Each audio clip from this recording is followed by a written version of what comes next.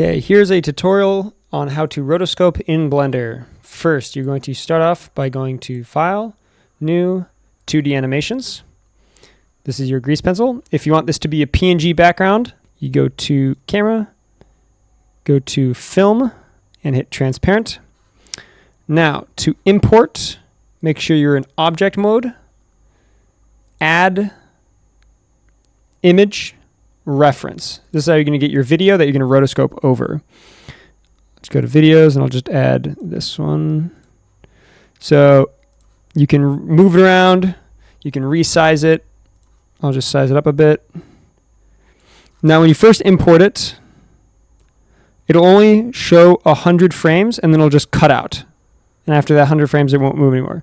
What you got to do before you go back into draw mode is you have to go to Data, and you have to crank this up. Just set it to a couple 100,000 because it really doesn't matter. You just want the whole video. Now you can go to Stroke, go to Draw Mode, and now you can start drawing. Although first you want to make sure to turn this off and this off. Make sure to turn off pressure sensitivity and size sensitivity, and then crank this to max. So now every line will be consistent.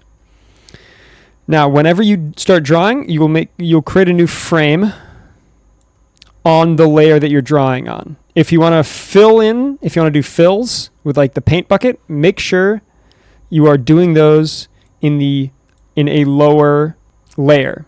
Draw your outline. Then if you want to do a fill, you go Fills. You make sure to go to a solid fill color. So you can make more of these. You can switch them around.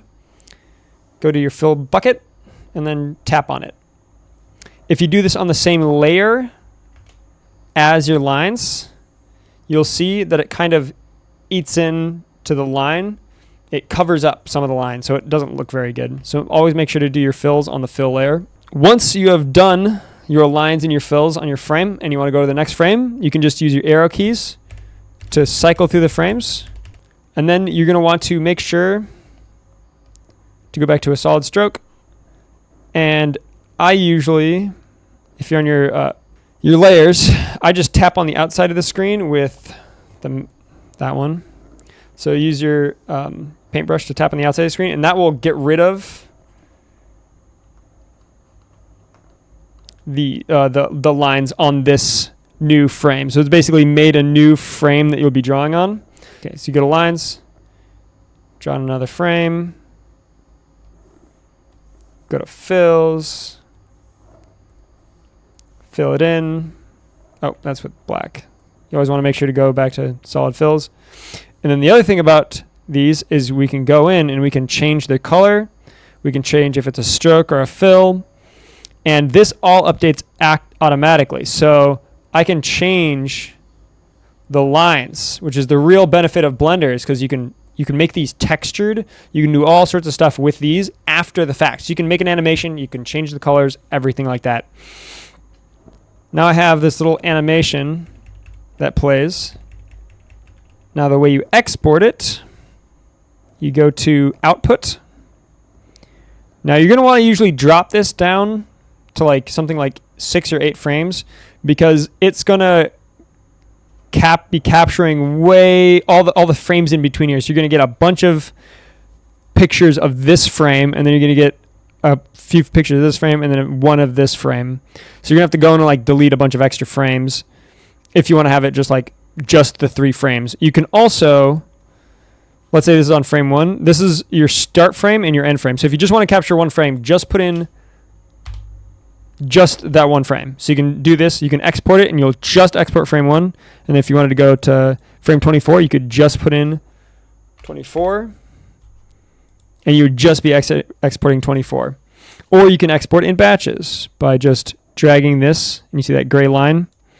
So you can drag that around, and this is the window that you will be exporting the frames in.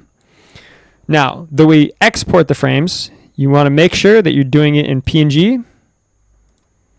And you can pretty much leave all this stuff plain. You're going to want to choose an output folder. So in my case, I'll do it in Pistol and Accept.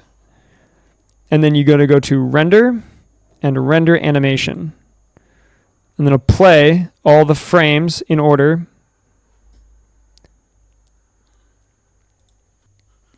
So now as you see, they're all in my folder, but you'll notice a lot of duplicates. So you'll have to end up deleting a lot of these or just exporting one at a time. And yeah, that's about it.